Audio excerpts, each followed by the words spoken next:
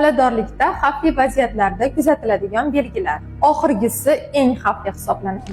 Birinchi, o'tkir og'riqlar. Bu ugroza belgisi bo'lishi mumkin. Ikkinchi, kuchli shishlar. Bu gistoz bo'lishi mumkin bo'lgan holatlarda bo'ladi. Uchinchi, homilani kam harakat qilishi.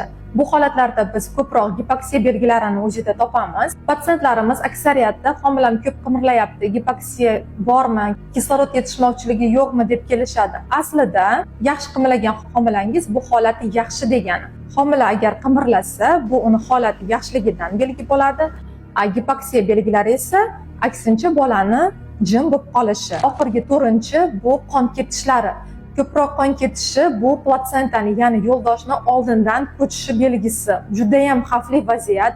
Qon ketish holatlarida zudlik bilan roddomga murojaat qilishingiz shart bo'ladi. Undan oldingi vaziyatlarda ultratovush tekshiruvidan o'tib, ginekolog maslahatini olishingiz kerak bo'ladi.